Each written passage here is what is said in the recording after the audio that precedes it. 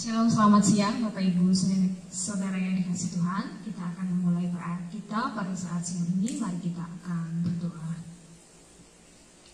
Kami bersyukur dan menyerahkan pendalaman Alkitab kami pada saat siang ini. Berkatilah ya Tuhan, supaya benar-benar kehendak Tuhan dan maksud Tuhan yang boleh kami tangkap dan boleh disampaikan pada saat siang ini. Kami menyerahkan pemberitaan kami ini, pembelajaran kami hanya ke dalam tangan kuasa. Kami bersyukur, haleluya, amin. Ya Bapak Ibu, kita akan membuka Alkitab kita di dalam Markus 7 ayat 1 sampai 23. Markus 7 ayat 1 sampai 23. Kita akan membacanya bersama-sama. Pada suatu kali serombongan orang Farisi dan beberapa ahli Taurat dari Yerusalem datang menemui Yesus. Mereka melihat bahwa beberapa orang muridnya makan dengan tangan najis, yaitu dengan tangan yang tidak dibasuh. Sebab orang-orang Farisi seperti orang-orang Yahudi lainnya tidak makan kalau tidak melakukan pembasuhan tangan lebih dulu, karena mereka berpegang pada adat istiadat nenek moyang mereka. Dan kalau pulang dari pasar, mereka juga tidak makan kalau tidak lebih dahulu membersihkan dirinya.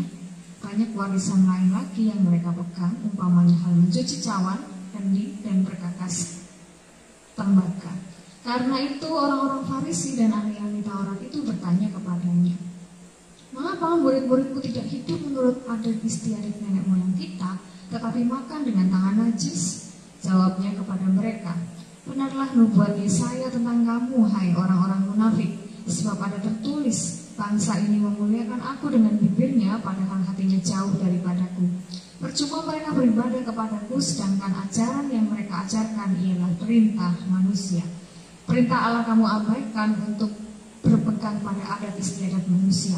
Yesus berkata pula kepada mereka, "Sungguh pandai kamu mengesampingkan perintah Allah supaya kamu dapat memelihara adat istiadatmu sendiri. Karena Musa telah berkata, hormatilah ayahmu dan ibumu, dan siapa yang mengutuk ayahnya atau ibunya harus mati. Tetapi kamu berkata, kalau seorang berkata kepada bapaknya atau ibunya, apa yang ada padaku yang dapat digunakan untuk pemeliharaanmu, sudah digunakan untuk korban, yaitu persembahan kepada Allah. Maka kamu tidak membiarkannya lagi berbuat sesuatu pun untuk bapaknya atau ibunya. Dengan demikian firman Allah kamu nyatakan tidak berlaku demi adat istiadat yang kamu ikuti itu. Dan banyak hal lain seperti itu yang kamu lakukan." Lalu Yesus memanggil lagi orang banyak dan berkata kepada mereka, "Kamu semua dengarlah kepadaku dan camkanlah. Apapun dari luar yang masuk ke dalam seseorang tidak dapat menajiskannya, tetapi apa yang keluar dari seseorang itulah yang menajiskannya. Karena siapa bertelinga untuk mendengar, hendaklah ia mendengar." Sesudah ia masuk ke sebuah rumah untuk menyingkir dari orang banyak, murid-muridnya bertanya kepadanya tentang arti perumpamaan itu. Maka jawabnya, "Apakah kamu juga tidak dapat memahaminya? Tidak tahukah kamu bahwa segala sesuatu dari luar yang masuk ke dalam seseorang tidak dapat menajiskannya? Karena bukan masuk ke dalam hati tetapi ke dalam perutnya, lalu dibuang di jamban. Dengan demikian ia menyatakan semua makanan halal." Katanya lagi, apa yang keluar dari seseorang itulah yang menajiskannya. Sebab dari dalam, dari hati orang timbul segala pikiran jahat, percabulan, pencurian, pembunuhan, perzinahan, keserakahan, kejahatan, kelicikan, hawa nafsu, iri hati, hujat, kesombongan, kebebalan. Semua hal-hal jahat ini timbul dari dalam dan menajiskan orang. Amin. Demikian kebenaran firman Tuhan yang sudah kita baca bersama pada saat siang yang indah ini. Pembahasan kita pada saat siang ini masih berbicara mengenai Yesus dan pamornya yang masih begitu menjulang tinggi, dan orang-orang masih begitu ingin mengikuti Yesus. Setelah peristiwa angin sakal dan peristiwa di Genesaret yang menunjukkan betapa bebal dan sulit mengertinya murid-murid Yesus, dan sulit percayanya murid-murid Yesus, dan sulitnya mereka memiliki iman kepada Yesus, Dan juga bagaimana kita melihat iman orang-orang Genesaret yang begitu sederhana, tapi jauh lebih besar daripada murid-murid. Kali ini kita akan melihat bahwa murid-murid masih saja juga belum mengerti mengenai maksud Tuhan dalam berbagai peristiwa yang mereka alami, termasuk melalui kunjungan orang-orang Farisi dan ahli Taurat kepada Yesus. Teks ini berbicara mengenai soal perdebatan orang-orang Farisi, ahli-ahli Taurat dengan Yesus mengenai najis atau tidak najis, dan juga mengenai cara dan kesempatan yang Yesus lakukan sebagai anak Allah untuk menyatakan kehendak Allah, meluruskan kebenaran Allah kepada orang banyak pada waktu itu.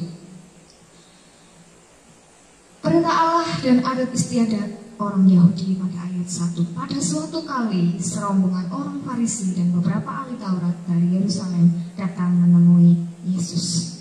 Mereka datang menemui Yesus jauh-jauh dari Yerusalem ke Galilea, sekitar 150 km jauhnya. Mereka turun lalu menemui dengan maksud dan tujuan tertentu. Ya, mereka datang dengan maksud tertentu ke tempat di mana Yesus pada waktu itu sangat terkenal. Mungkinkah mereka datang untuk menguji Yesus sebagai pemimpin-pemimpin yang punya kewenangan atas rabi-rabi di berbagai daerah, atau juga mungkinkah mereka datang untuk menguji Yesus dan menurunkan pamor Yesus? Mereka ingin menguji keabsahan ajaran Yesus. Ayat 2 sampai ayat yang keempat, mereka melihat bahwa beberapa orang Yahudi, beberapa orang muridnya makan dengan tangan najis, yaitu dengan tangan yang tidak dibasuh. Sebab orang-orang Farisi seperti orang-orang Yahudi lainnya tidak makan kalau tidak melakukan pembasuhan tangan lebih dulu, karena mereka berpegang pada adat istiadat nenek moyang mereka. Dan kalau pulang dari pasar, mereka juga tidak makan kalau tidak lebih dahulu membersihkan dirinya. Banyak warisan lain lagi yang mereka pegang, umpamanya hal mencuci cawan, kendi, dan berkakas tembaga.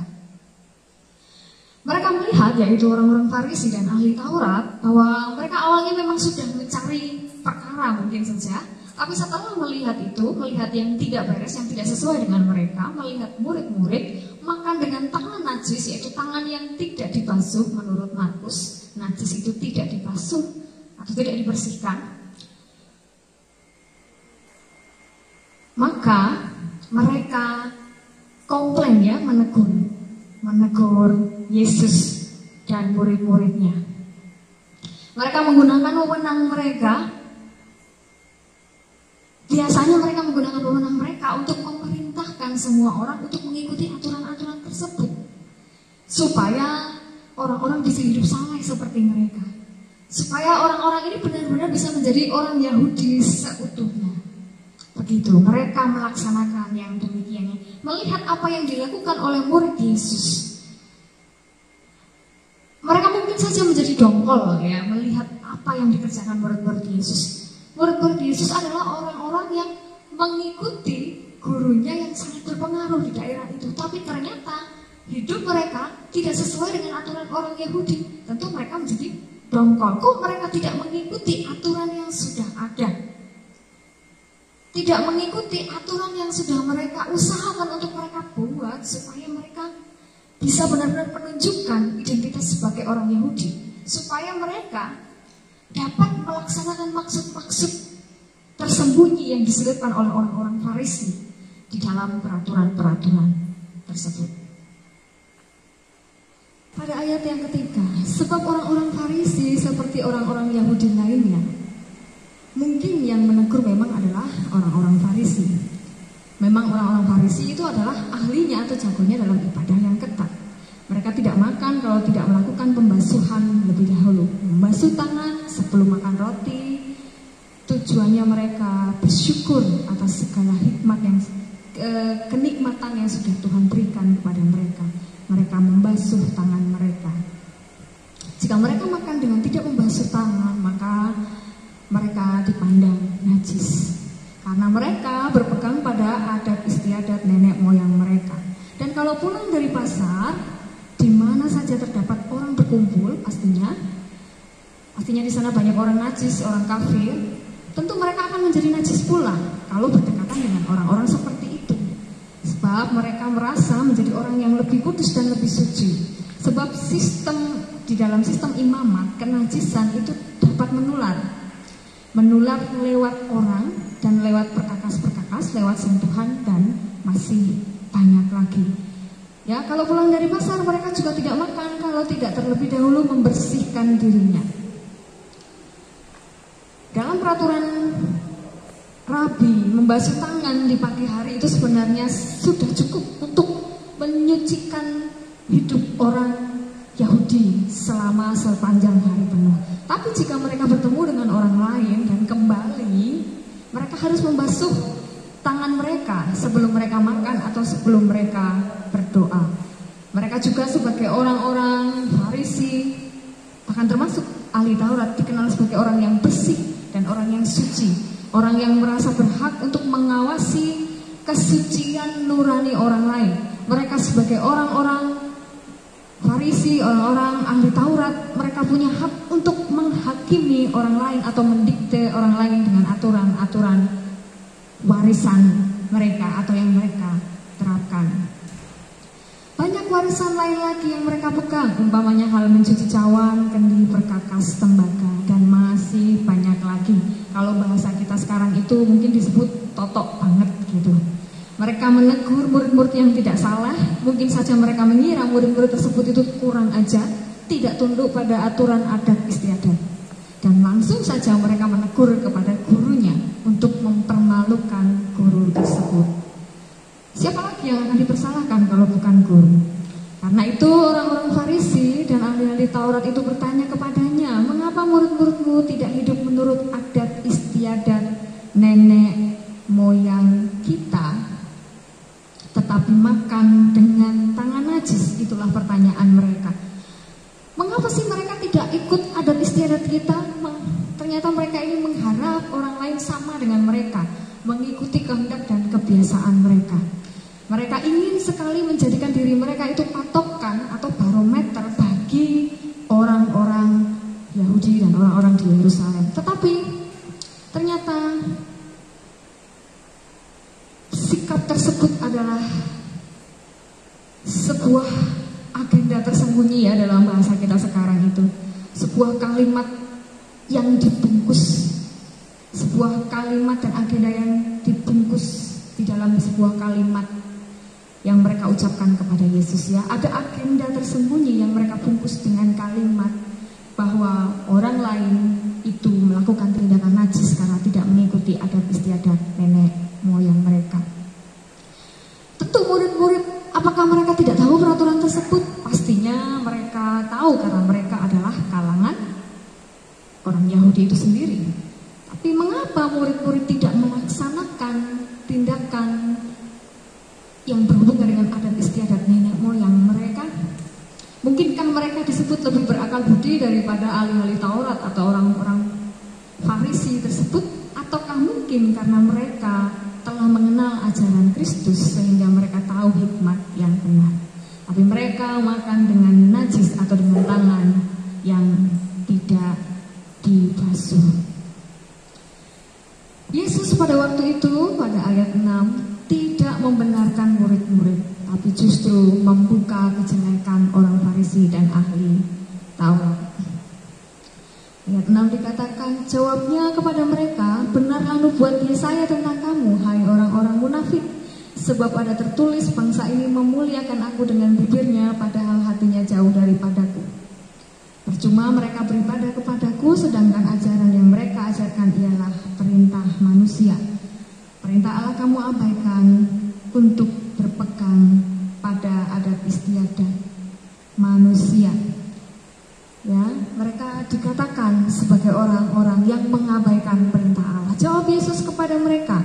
Yesus menjawab komplain mereka dan pertanyaan mereka.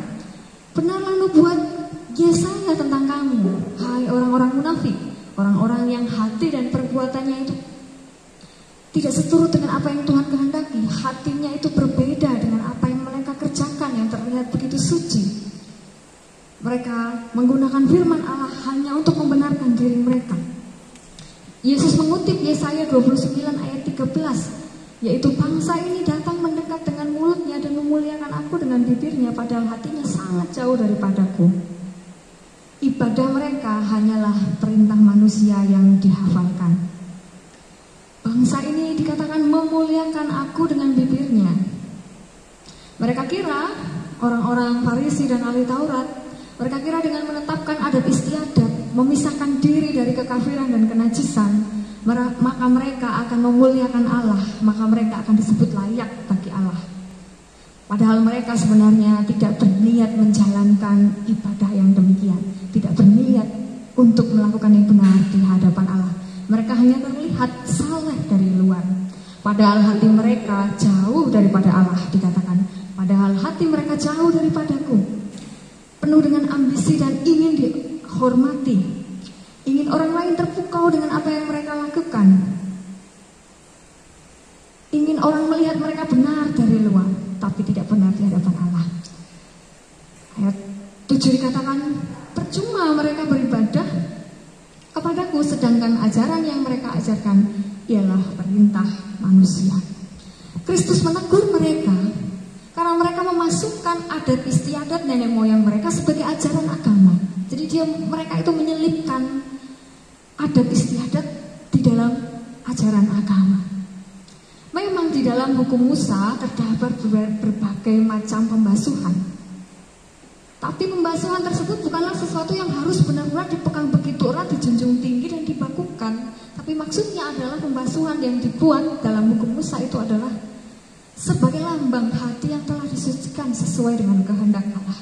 Tapi mereka tidak menekankan intinya, bahwa intinya adalah hati yang telah disucikan sesuai dengan maksud Allah.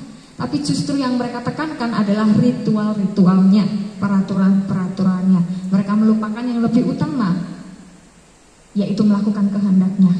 Tapi justru malah mereka melakukan kehendak mereka sendiri dan menghakimi orang supaya mengikuti apa yang mereka buat.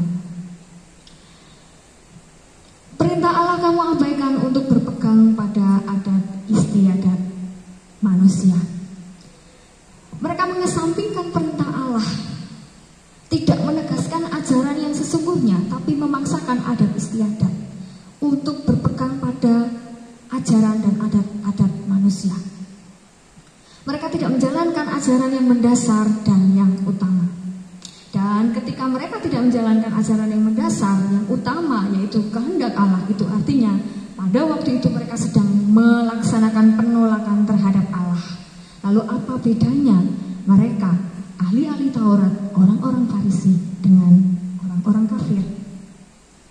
Dan kali ini Yesus menyingkapkan kehidupan beragama mereka yang pura-pura. Ayat 9, Yesus berkata pula kepada mereka, sungguh pandai kamu mengesampingkan perintah Allah, supaya kamu dapat memelihara adat istiadatmu sendiri. Yesus mengatakan dan menegur mereka berulang-ulang, 2 kali dijelaskan. Dikatakan sungguh pandai kamu, sungguh lihai kamu mengesampingkan perintah Allah. Kamu membiarkan perintah Allah itu terlupakan supaya kamu bisa memelihara adatmu sendiri. Supaya adat tersebut dapat menggantikan perintah Allah. Sungguh pandai, sungguh lihai, sungguh licik perbuatanmu itu. Kamu membungkus planning dan agendamu, aturanmu, kehendakmu sendiri dan memasukkannya ke dalam aturan agama. Ayat 10-12, karena Musa telah berkata, hormatilah ayahmu dan ibumu, dan siapa yang mengutuk ayahnya atau ibunya harus mati.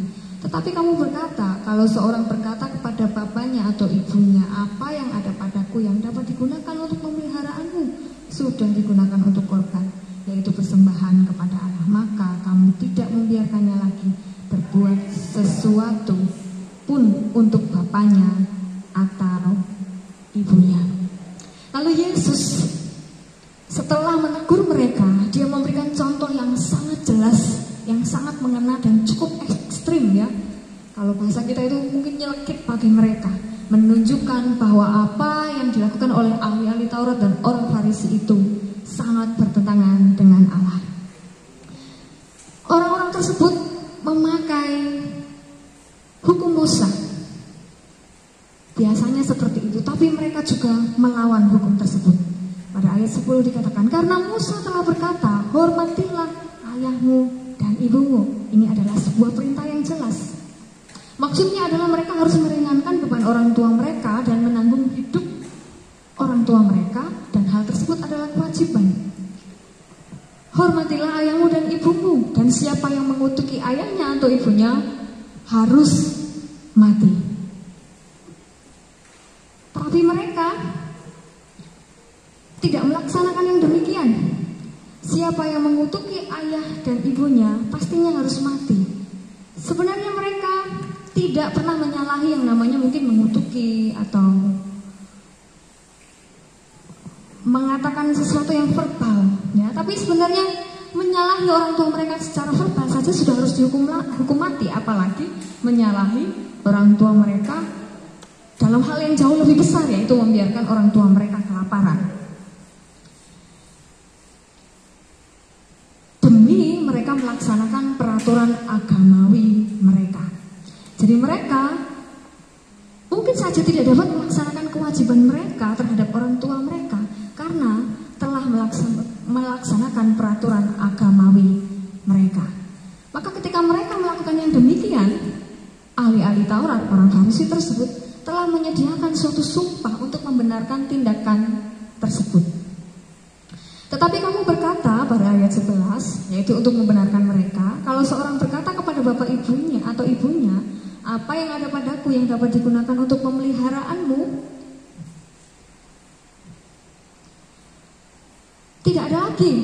Saya tidak punya apa-apa lagi untuk merawatmu, untuk memeliharamu, karena uang tersebut telah digunakan untuk korban, yaitu untuk persembahan kepada Allah.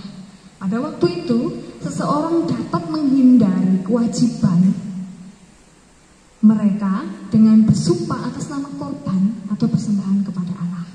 Itu dianggap benar atau dibenarkan menurut aturan mereka sendiri.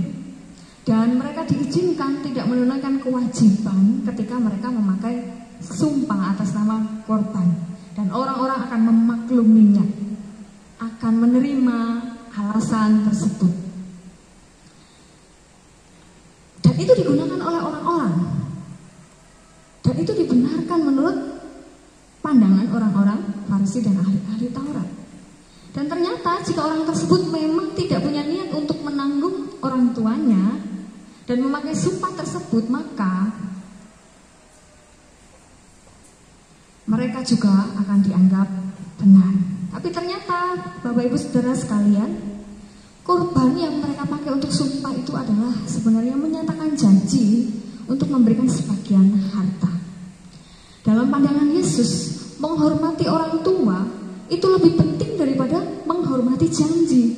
Tapi dalam tradisi orang Farisi, mereka mengubah peraturan tersebut dan menjadikan janji itu lebih penting daripada kewajiban terhadap orang tua. Dan mereka memasukkan agenda-agenda mereka dan maksud-maksud mereka.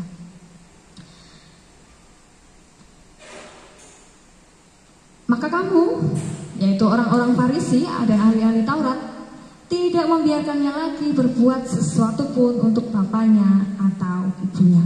Maka kalian, orang-orang Farisi, tidak membiarkan mereka lagi untuk melaksanakan kewajibannya dan melaksanakan perintah Allah. Karena sumpah yang telah kalian berlakukan itu yang Yesus ungkapkan. Mereka memakai adat istiadat untuk membungkus kepentingan mereka sendiri. Pada ayat 13, dengan demikian firman Allah kamu nyatakan tidak berlaku demi adat istiadat yang kamu ikuti itu, dan banyak hal lain seperti itu yang kamu lakukan.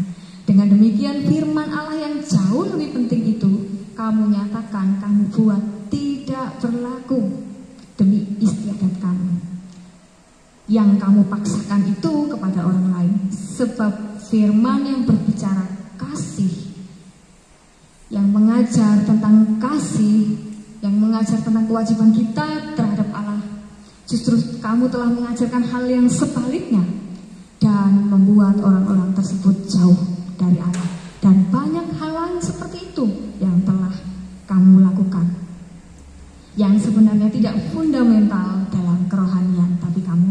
paksakan. Kemungkinan mereka waktu itu berbicara hanya di antara kalangan sendiri, yaitu kalangan Yesus dan murid-murid dan juga orang-orang Farisi dan ahli Taurat saja.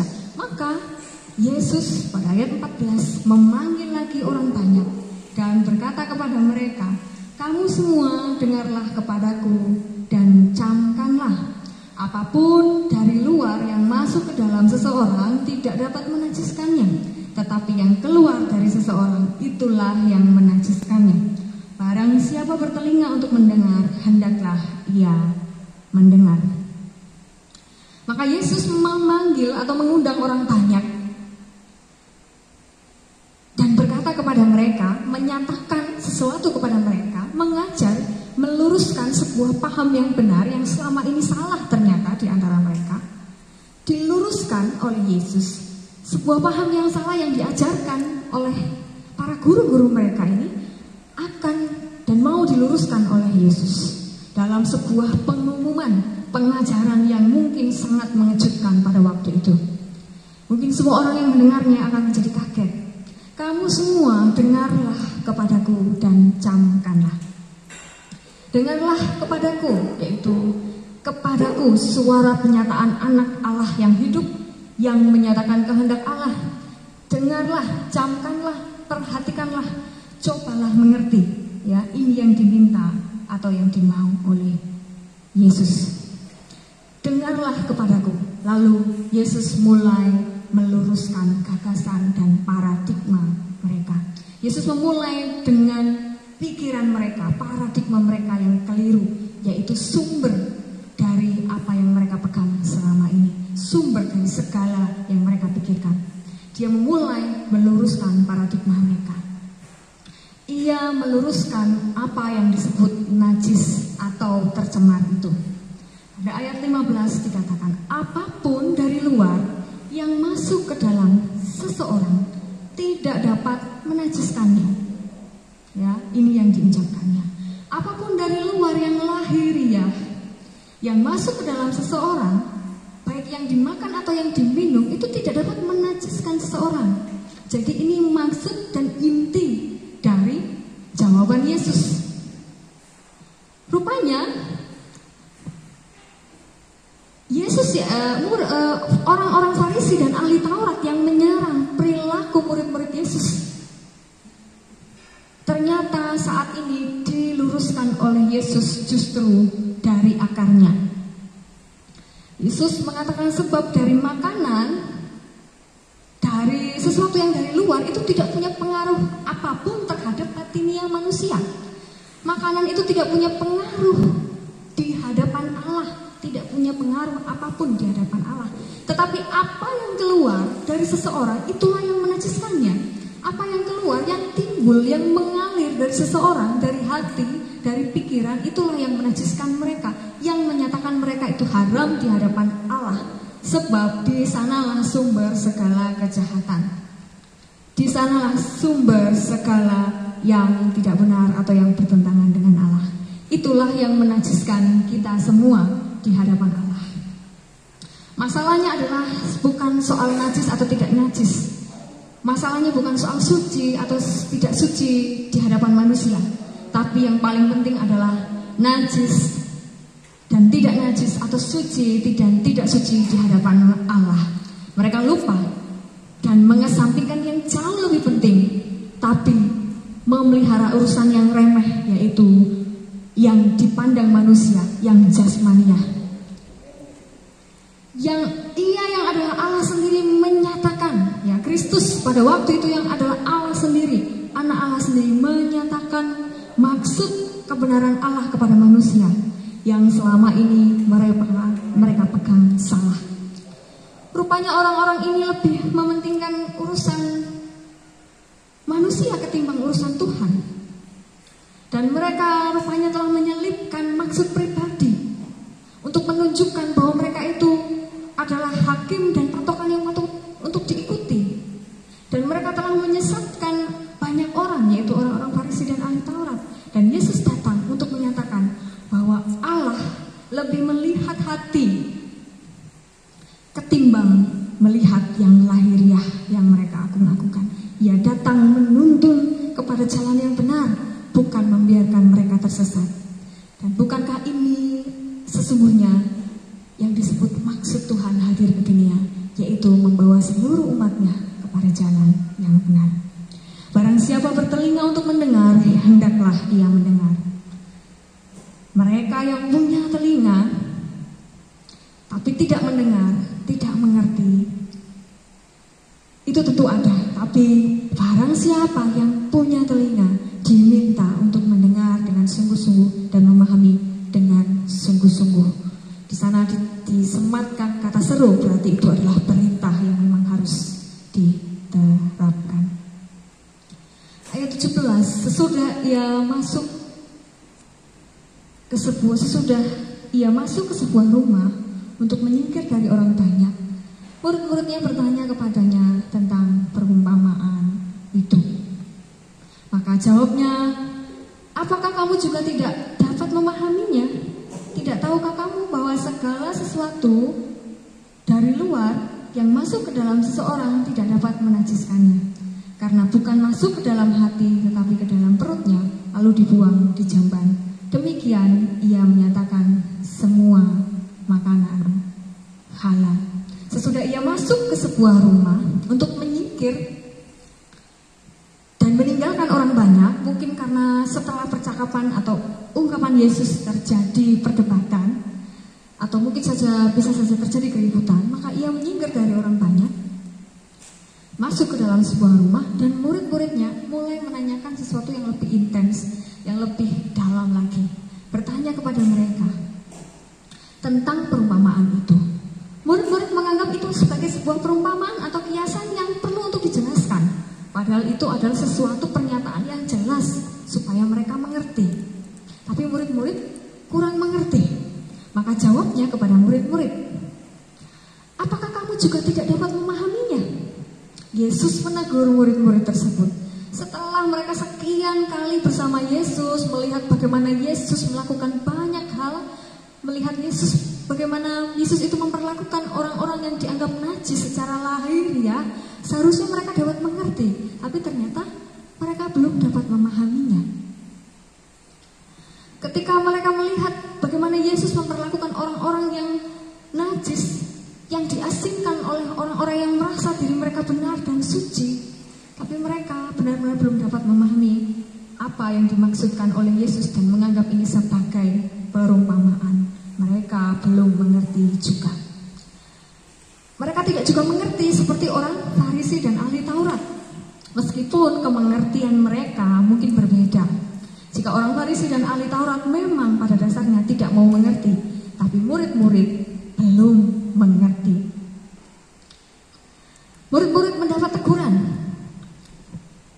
karena mereka belum mengerti kehendak dan kebenaran Allah.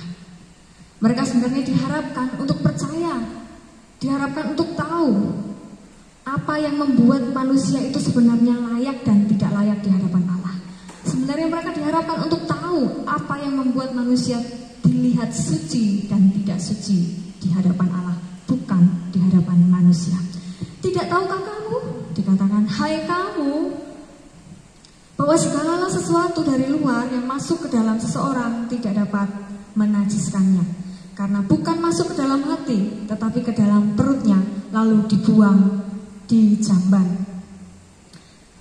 Tidak tahukah kamu atau tidak memahamikah kamu atau memperhatikan kamu di dalam hidupmu ketika kamu bersama aku, yaitu yang diucapkan Yesus. Hai kamu, bahwa segala sesuatu atau makanan yang dari luar tubuh itu tidak dapat mengharamkan seseorang di hadapan Allah. Ia mengungkapkan alasannya, mengapa demikian? Karena makanan tersebut tidak masuk ke dalam hati atau batinnya seseorang, hanya masuk ke dalam perut lalu dibuang ke dalam jamban. Makanan hanya untuk menunjang jasmaniah kita, tidak punya pengaruh atau dampak yang kekal di dalam kehidupan manusia, hanya numpang lewat saja, bukan berasal dari batiniah atau perenungan manusia, atau bukan berasal dari sifat naluriah atau sifat asli manusia, hanya dari perut yang akan binasa.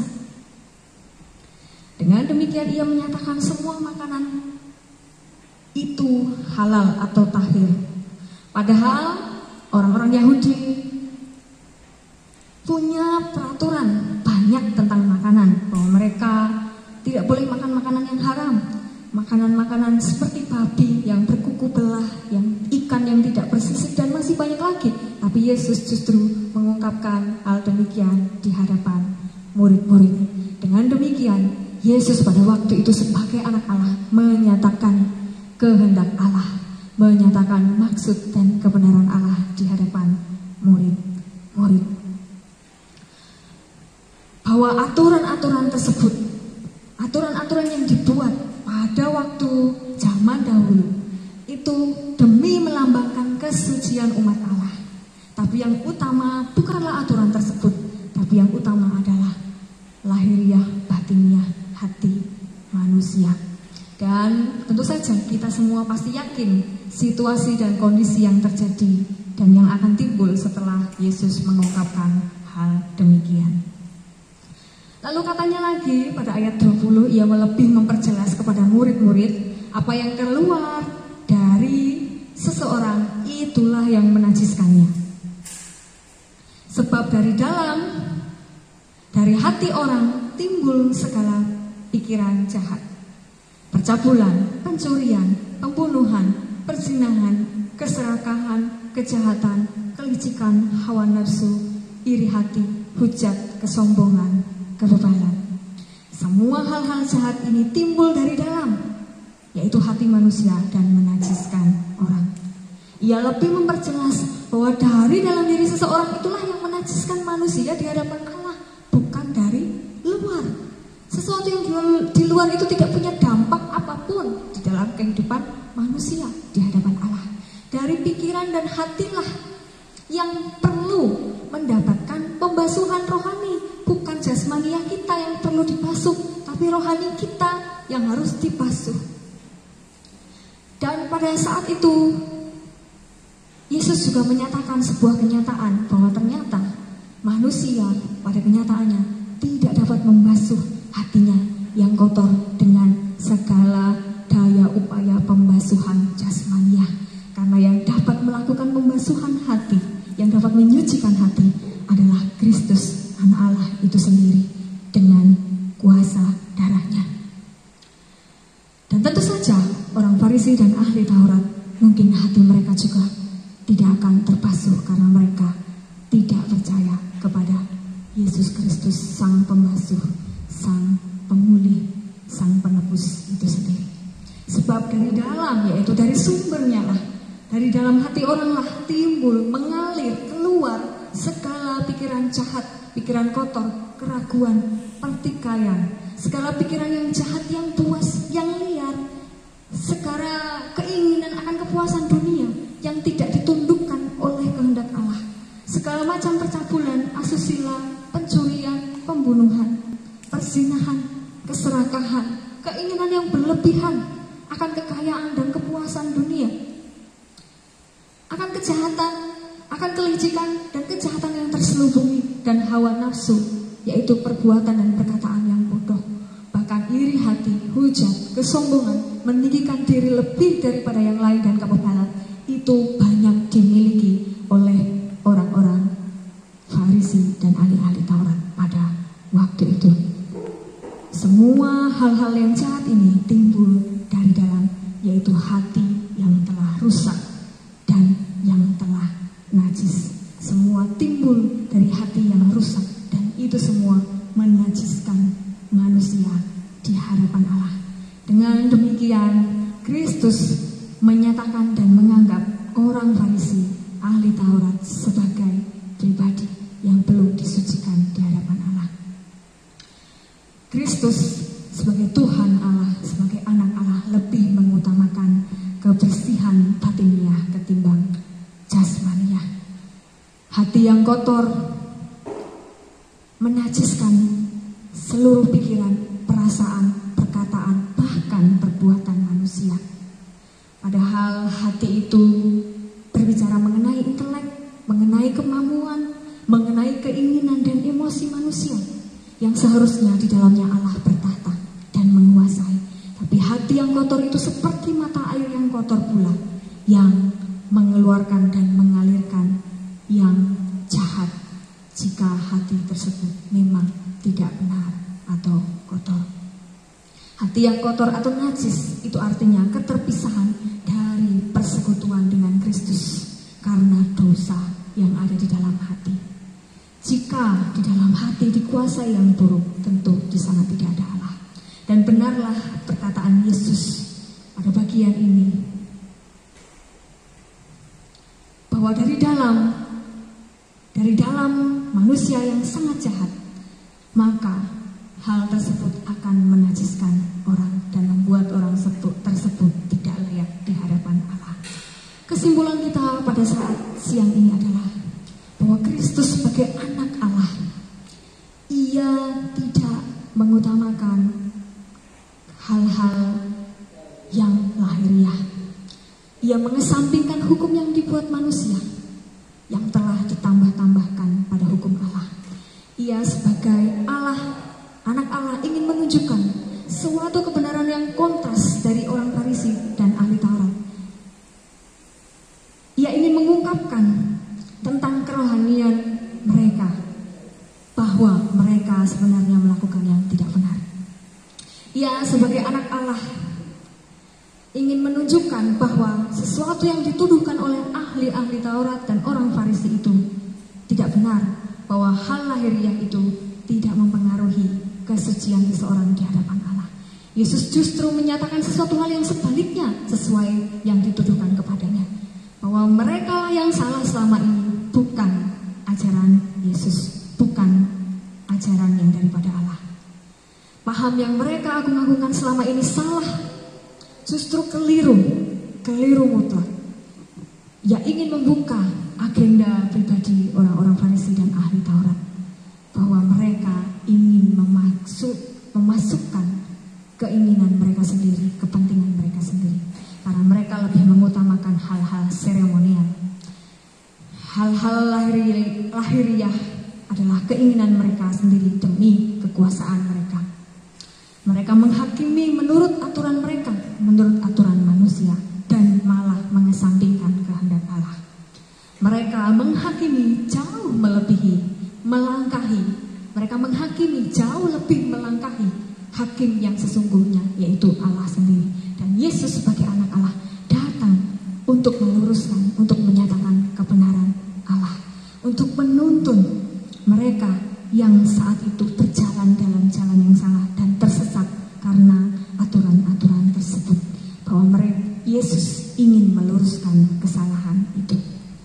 Dan apa yang Yesus lakukan tersebut adalah bukti bahwa Ia adalah Tuhan yang masih dan terus memelihara umatnya. Tidak dibiarkannya umatnya terjatuh dan tinggal dalam kesesatan. Ia datang untuk meluruskan dan menuntun mereka kepada jalan yang benar.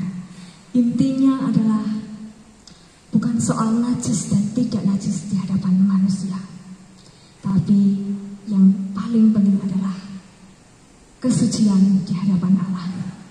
Yesus sebagai anak Allah datang untuk memberikan kebenaran dan meluruskan yang tersesat. Demikian kebenaran yang bisa kita renungkan bersama-sama pada saat siang yang indah ini. Dan kiranya kita sebagai umat Allah tidak hanya sekadar memperhatikan yang lahiriah, tapi kita jauh lebih mementingkan yang rohani dan yang batiniah di hadapan Allah. Dan kiranya kita bisa memiliki mata yang benar dalam memandang seperti Allah memandang kita semua. Amin. Mari kita berdoa. Kami patut bersyukur Tuhan, karena Engkau menyingkapkan satu hal lagi, sesuatu hal yang mungkin terkadang kami tidak mengerti, tapi Engkau menunjukkannya kepada kami, bahwa Engkau adalah Allah yang jauh lebih memperhatikan hati kami ketimbang keadaan jasmaniah kami. Maka ajarilah kami Tuhan, sebagai pribadi yang juga tidak menghakimi orang lain menurut pandangan mata manusiawi kami, tapi boleh melihat sesama kami dengan kasih-Mu. Kami bersyukur karena Engkau telah memberikan Yesus sebagai penebus bagi kami, yang menyucikan kami dari segala kenajisan dan dosa. Kami juga bersyukur karena Engkau Allah yang terus datang dan memperhatikan kami dan menuntun kami, bahkan memastikan kami untuk hidup di dalam jalan-Mu yang benar. Tuntun kami Tuhan, pegang kami terus supaya kami tidak tersesat, tapi kami boleh berjalan menurut kehendak-Mu. Di dalam nama Yesus Kristus kami berdoa dan bersyukur. Haleluya.